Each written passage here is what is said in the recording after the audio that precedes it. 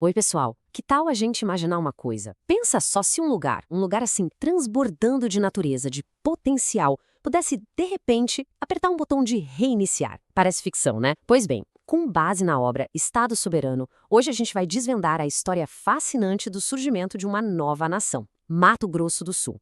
Um país que teve a ousadia de trocar a burocracia pela biotecnologia. Vamos começar essa jornada? Por décadas e décadas, Mato Grosso do Sul foi o que chamavam de celeiro silencioso do Brasil. Uma terra de rios que parecem serpentes e colheitas que não acabam mais. Só que toda essa riqueza era enviada para um governo federal bem distante e quase nada voltava. Mas olha, aquele silêncio todo não era de conformismo não, hein? Era, na verdade, o som que vem antes de uma revolução. E aí, o silêncio foi quebrado, com força.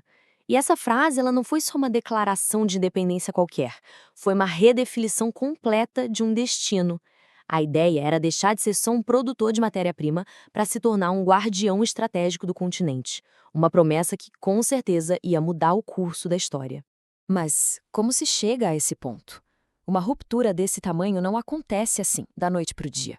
Foi o resultado de anos, décadas, de um sentimento de abandono, de sufocamento econômico. Vamos entender direitinho os pilares que sustentaram essa transformação. Então, essa revolução toda foi construída em cima de 4 pilares, sabe? Primeiro, a tal da asfixia econômica. A riqueza toda ia embora e nada voltava. Depois, veio a faísca popular, o levante do Tereré, que juntou todo mundo, do campo à cidade, com um propósito em comum. Aí, o ponto de virada foi a demonstração de força do agronegócio, que parou as rodovias estratégicas. E, por fim, o fator que decidiu tudo. As forças de segurança ficaram do lado do povo. Foi a tempestade perfeita. Declarar a independência, acreditem, foi a parte fácil. O desafio de verdade, o trabalho gigante, era pegar toda aquela energia das ruas e construir, do zero, a estrutura de uma nação moderna e sólida. E a identidade de uma nação começa, claro, pelos seus símbolos. E essa bandeira, olha, é genial.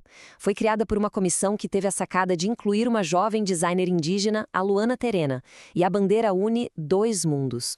O verde da soja, que é o símbolo da tecnologia no campo, e o tuiuiô, a ave símbolo do Pantanal, representando a preservação. Progresso e natureza juntos, num único emblema. E aqui está a filosofia principal dessa nova nação. A questão não era escolher entre tecnologia e meio ambiente. Era sobre usar a tecnologia para proteger a natureza. Eles deram um nome para isso: biodemocracia. Um sistema onde a inovação e o conhecimento ancestral não só convivem, mas um fortalece o outro. E como colocar essa filosofia em prática? Dá uma olhada nos 3 pilares da nova Constituição. Primeiro, uma governança baseada em inteligência artificial para acabar com a corrupção e usar os recursos do jeito certo. Segundo, o reconhecimento dos direitos ancestrais, ou seja, parte do lucro da exploração de recursos ia direto para os povos nativos. E terceiro, um investimento pesado em soberania tecnológica. A própria lei máxima do país já foi pensada para ser justa e sustentável desde o início. Bom, uma política nova pedia uma economia nova. Era preciso um sistema financeiro que não dependesse só de confiança, mas que estivesse ancorado em coisas reais, sabe? Em ativos que a gente pode ver e tocar. E foi assim que nasceu o Guai. Mas ó, calma aí, não é só mais uma criptomoeda. É uma moeda digital de banco central, uma CBDC, que roda numa blockchain nacional. Agora parem para pensar no que isso significa. Cada transação é 100% rastreável. Cada moeda pode ser auditada por qualquer cidadão a qualquer hora. É, na prática, o fim da corrupção no sistema, tudo programado no próprio código do dinheiro. Mas o que garante o valor do Guai? A resposta está aqui: a própria riqueza da terra.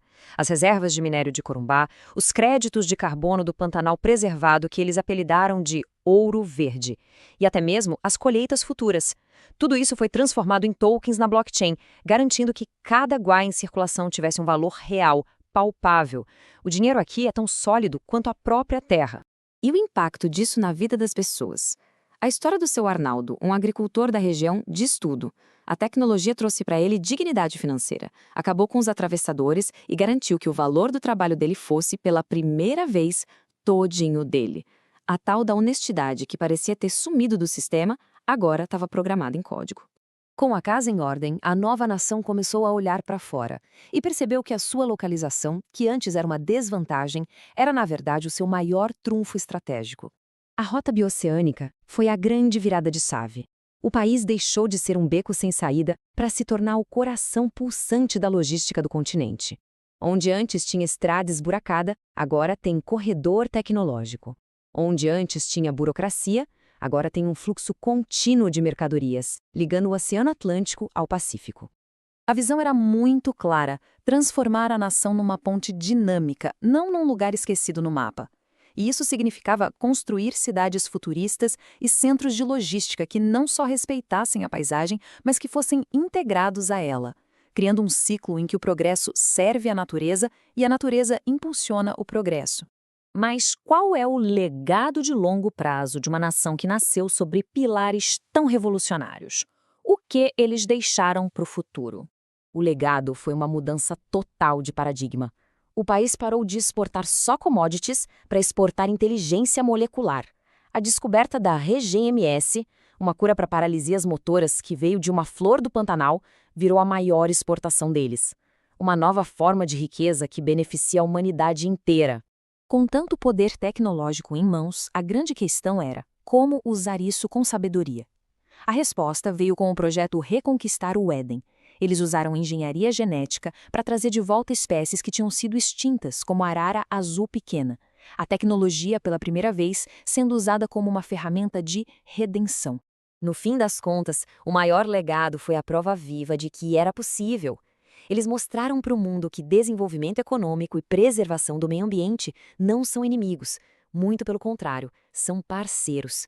Mato Grosso do Sul se tornou o primeiro modelo funcional de uma biodemocracia, um verdadeiro farol de esperança para um planeta que está precisando de respostas. E tudo isso nos deixa com uma pergunta bem poderosa. A história de Mato Grosso do Sul nos desafia a pensar: e se o maior recurso de uma nação não for o que está debaixo da terra, mas sim a coragem do seu povo para imaginar um futuro totalmente diferente e a vontade de construir esse futuro? Fica aí a reflexão. Até a nossa próxima análise.